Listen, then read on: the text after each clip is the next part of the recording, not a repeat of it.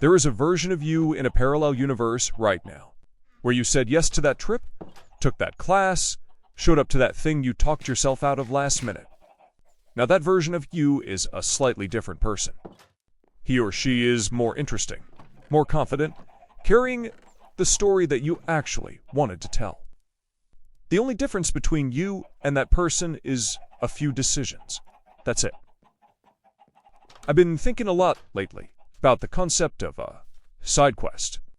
If you ever played any video game, you know that a side quest is an optional mission. The thing that isn't part of the main storyline. You don't have to do it. The game will keep moving whether or not you do it. And yet, any experienced gamer will tell you that the side quests are where you level up.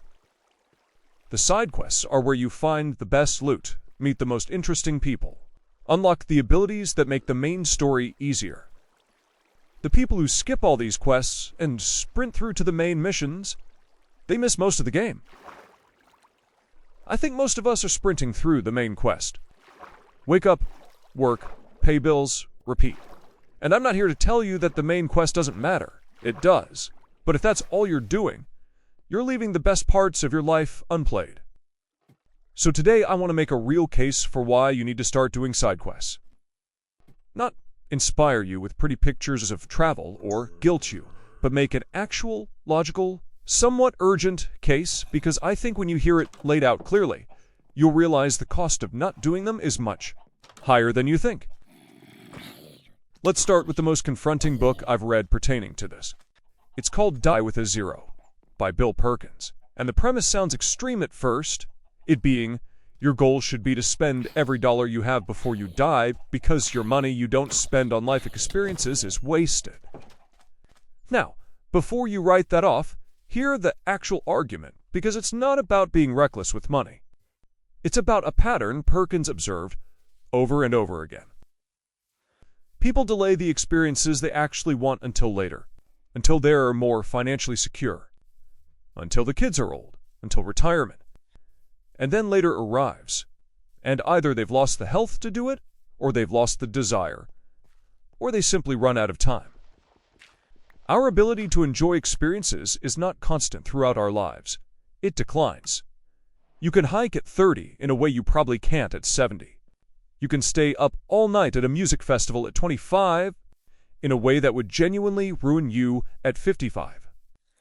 The money you save for experiences in retirement is worth less, not just financially, but physically and emotionally, than the same money spent on those experiences when you were young and healthy and hungry for them. Perkins calls this the personal interest rate on experiences, and unlike money, which can compound over time, your body and sense of wonder do the opposite. So the side quest that you're putting off until someday is actually depreciating right now. Every year you wait, it's worth a little less to you. And that's not a metaphor, that's the actual math of being a human being. Now here's the other side of this that doesn't get talked about enough. Experiences don't just happen and then end. They compound forward. Perkins calls this memory dividend. When you do something remarkable, a trip, a challenge, a random adventure you said yes to on a Tuesday, you don't just get that experience once. You get it every time you remember it. Every time you tell the story, every time someone asks you about it at a dinner party, that memory pays you back over and over for the rest of your life. And the earlier you create it, the more times it pays out.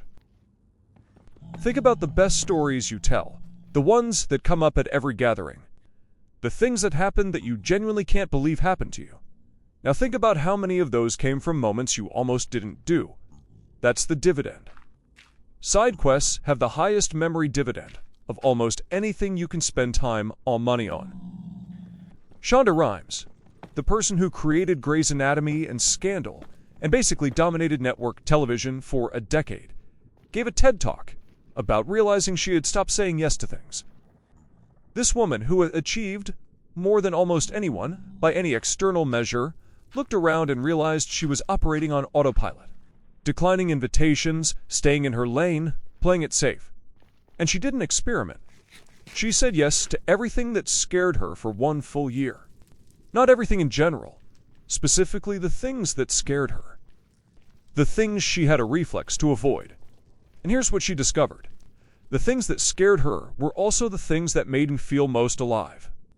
There's a relationship there worth sitting on. The resistance you feel towards a side quest is often a signal, not a warning. It's pointing you towards something that matters, not something to avoid. Think about your own life. What's the thing that you keep almost doing? The class you've looked up 3 times, the trip you've priced out and closed the browser on, the activity your friend has invited to you twice and you've found reasons to skip. That thing has your name on it. The resistance isn't protecting you, it's costing you. Now, Viktor Frankl survived the Nazi concentration camps and wrote one of the most important books of the 20th century, Man's Search for Meaning. What he found in the most extreme version of human suffering imaginable was that people who held on were the people who had something to live for, purpose, something ahead of them that hadn't happened yet, a reason to be here for the next chapter. Side quests are, in a quieter way, exactly that. They are the things that exist ahead of you, the experiences that haven't happened yet. They pull you forward, and the people who keep doing them keep pursuing new ones. They stay curious and engaged and fundamentally interested in being alive in a way that people who stopped do not. Side quests aren't frivolous extras. They are how you stay oriented towards the future. So let's get actionable. So what do you actually do with this? Here are the things that have changed how I approach this personally. Number 1 is make a time-sensitive bucket list, not just a regular one. The problem with the standard bucket list is it's infinite and vague. It has no urgency. Perkins suggests dividing your life into decades and assigning experiences to each window based on your health, energy, and what those experiences actually require of you. There are things that belong in your 30s that won't belong in your 60s. When you put on a date range on an experience, it stops being someday and starts being soon. So write down 5 things you want to do before you turn the next decade older. 5 things. That list has teeth. Number 2 is to start absurdly small. The barrier to side quests isn't usually money or time, it's inertia. The habit of saying no. Shonda Rhimes didn't start by skydiving. She started by saying yes to a TV interview she would duly decline. The practice of saying yes is a muscle. It atrophies when you don't use it. This week, say yes to one thing you would normally find a reason to skip. 1. Let that be the first rep. And no 3. Track what you do, not just what you have. Most of us spend a lot of mental energy tracking our finances, our fitness metrics, and our productivity. Almost none of us keep any record of our experiences. Perkins recommends what he calls a memory dividend log, just a simple, running record of the experiences that mattered. Not to show anyone, it's just for you. There's something powerful about seeing your life as a collection of things that happened, rather than things you own or milestones you hit. It also makes obvious very quickly whether you've been living or just existing. No 4. Finally, use your fear as a compass and not a stop sign. Every time you feel that specific resistance, the "I probably shouldn't," or "it's not really the right time," or even the "I'm not really the kind of person who does that," pause for 1 second and ask whether that feeling is protecting you from something genuinely harmful, or whether it's just comfort defending itself. Most of the time, it's the second one.